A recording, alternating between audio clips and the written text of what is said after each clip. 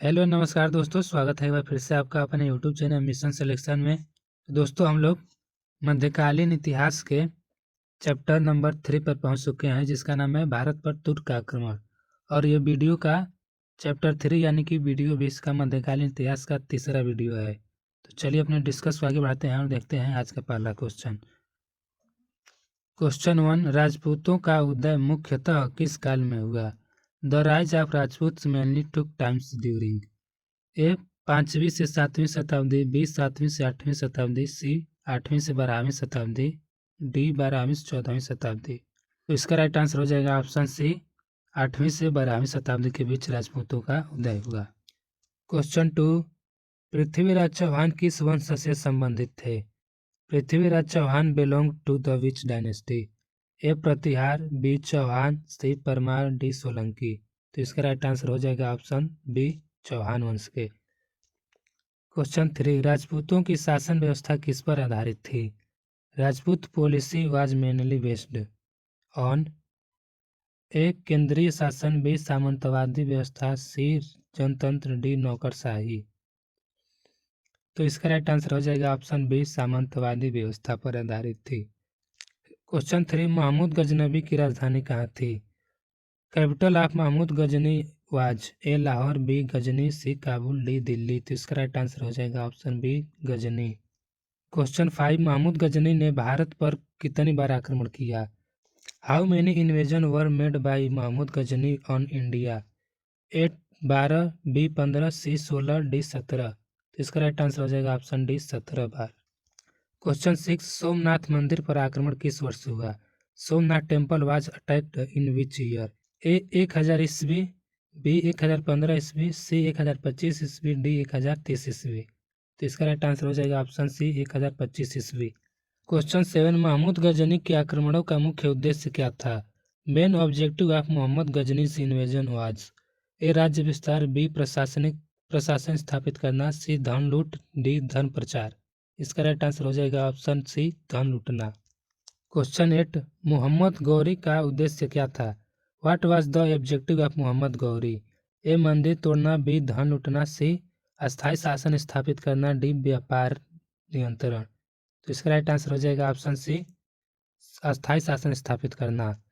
Question 9, Tarain का प्रथम युद्ध कब हुआ? First battle of Tarain was fought in A 1189, B 1190, C 1191, D 1192। तो इसका राइट आंसर हो जाएगा ऑप्शन सी, 1191। क्वेश्चन 10, तराइन के प्रथम युद्ध में विजेता कौन था? Who won the first battle of Tarain? A Mohammad Ghori, B Prithviraj Chauhan, C Jaichand, D Qutubuddin Aibak. तो इसका राइट आंसर हो जाएगा ऑप्शन बी, पृथ्वीराज चौहान। और किसके किसके बीच हुआ? तो ये इन दोनों के बीच हुआ, मोहम्मद गौरी और पृथ्वीराज चौहान। मोहम्मद गौरी को इतनी बुरी तरह से हराए थे पृथ्वीराज चौहान कि मरा हुआ इसको समझकर छोड़ दिया और ये वापस अपने अफगानिस्तान चला गया। फिर वहाँ से सेना जुटाया और दोबारा आक्रमण करने के लिए भारत आया। क्वेश्चन 11, तराइन का द्वितीय युद्ध कब हुआ? Second battle of Tarain was fought in A 1191, B 1192, C 1200 ईस्वी, डी 1206 ईस्वी। तो इसका राइट आंसर हो जाएगा ऑप्शन बी, 1192 ईस्वी। और इसमें मोहम्मद गौरी और पृथ्वीराज चौहान के बीच युद्ध हुआ, जिसमें मोहम्मद गौरी विजयी हुआ और पृथ्वीराज चौहान को बुरी तरह से हरा दिया। और यहीं से भारत में मुस्लिम और तुर्क शासन की स्थापना होती है। क्वेश्चन 12, तराइन के द्वितीय युद्ध में किसकी विजय हुई? Who won the second battle of Tarain? A Prithviraj Chauhan, B Jaichand, C Mohammad Ghori, D Mohammad Ghaznavi. तो इसका राइट आंसर हो जाएगा option C, Mohammad Ghori. Question 13, Tarain के द्वितीय युद्ध का परिणाम क्या हुआ? Result of the second battle of Tarain was A Rajput सत्ता मजबूत हुई, बी दिल्ली सल्तनत की नींव पड़ी, सी मुगल शासन की शुरुआत हुई, डी अंग्रेजों का आगमन हुआ। तो इसका राइट आंसर हो जाएगा ऑप्शन बी, दिल्ली सल्तनत की नींव पड़ गई। क्योंकि तराइन के द्वितीय युद्ध में विजयी हुआ था मोहम्मद गौरी, उसी का एक गुलाम सेनापति था जिसका नाम था कुतुबुद्दीन ऐबक। उसी ने 1206 ईस्वी में दिल्ली सल्तनत की नींव रखी। क्वेश्चन 14, कुतुबुद्दीन ऐबक किसका गुलाम सेनापति था? Qutbuddin Aibak was the slave general of A Mohammad Ghaznavi, B Alauddin Khilji, C Mohammad Ghori, D Timur. तो इसका राइट आंसर हो जाएगा option C Mohammad Ghori. Question 15, Prithviraj Chauhan की राजधानी कहाँ थी? The capital of Prithviraj Chauhan was A Kannauj, B Delhi, C Ajmer, D Lahore. तो इसका राइट आंसर हो जाएगा ऑप्शन सी अजमेर। अजमेर राजस्थान में। क्वेश्चन 16, राजपूतों की हार का मुख्य कारण क्या था? Main reason for the defeat of Rajput was A कम जनसंख्या, बी संगठनहीनता, सी आर्थिक कमजोरी, डी धार्मिक कारण। तो इसका राइट आंसर हो जाएगा ऑप्शन बी संगठनहीनता, क्योंकि यहाँ पर भारत में छोटे छोटे राज्य थे लेकिन इनमें आपस में कोई भी संगठन न था, इसलिए मोहम्मद गौरी के आक्रमण करने के पश्चात भारत ने पृथ्वीराज चौहान का किसी अन्य शासक ने साथ नहीं दिया और धीरे धीरे गौरी ने क्या किया कि धीरे धीरे सबको हराकर भारत अपना शासन स्थापित करने में कामयाब हो जाता है, क्योंकि भारत के राजाओं में क्या थी? संगठनहीनता की कमी थी, संगठन नहीं था। क्वेश्चन 17, तुर्कों की सैन्य शक्ति का मुख्य आधार क्या था?